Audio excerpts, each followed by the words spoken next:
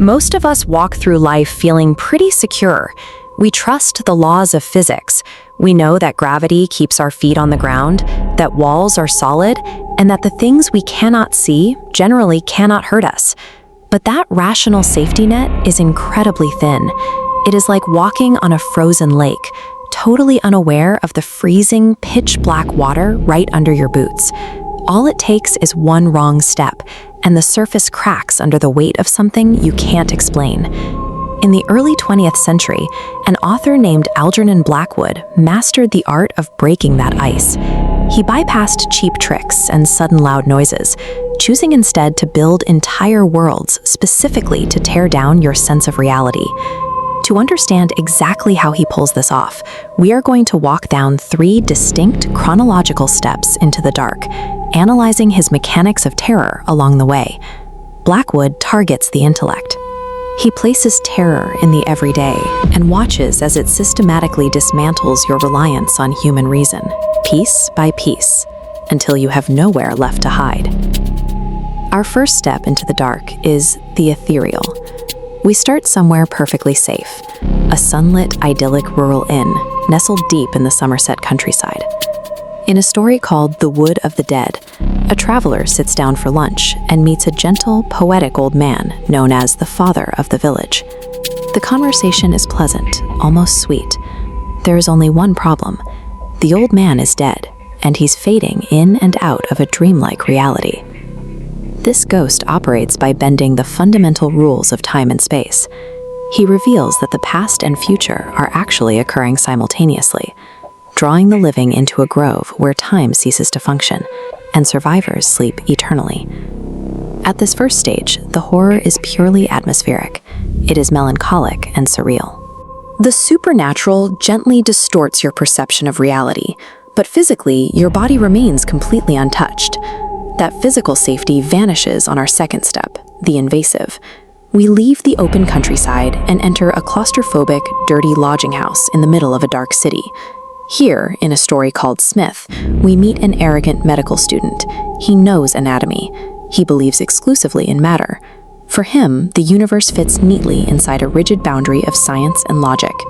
Then, a neighbor summons invisible occult entities. They are vibrating forces of raw power that rip straight through the student's locked door, shattering his worldview. The terror here is entirely physical. The entities swarm the student, and he literally feels them draining the heat, pulse, and vitality out of his skin. He is left paralyzed, watching his biological systems shut down in the presence of something he can't even look at. This second step breaks the rational mind.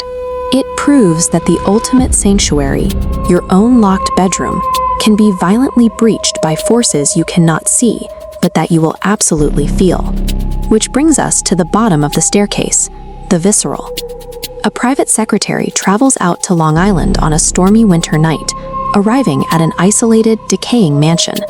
He sits down for dinner with his host, a refined, eloquent man named Garvey.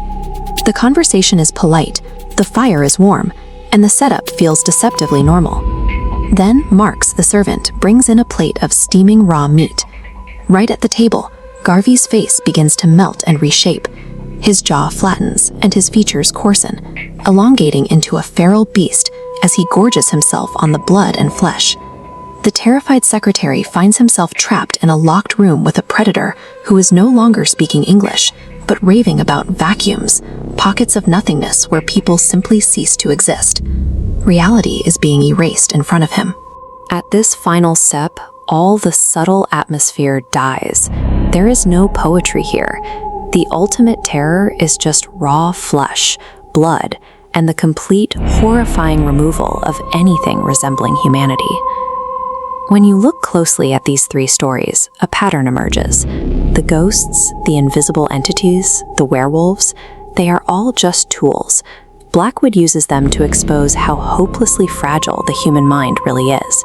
He is illustrating a universe that is indifferent to our presence. By showing how easily a ghost can pause time, or a vacuum can erase a human being, he reduces our logic to a useless toy. We occupy a patchwork of holes we cannot see and cannot fix. Faced with a physical predator, you might find a way to fight back, but when the laws of nature can be suspended without warning, the mind loses its only foundation. There is no defense against a universe that chooses to ignore its own rules of gravity or time. So, the next time you're sitting alone in your house, the doors are locked, and you feel perfectly safe in an empty room, maybe just take a quick look over your shoulder, because as Algernon Blackwood proved, the dark is never truly empty, and the veil protecting our reality is a whole lot thinner than we dare to believe.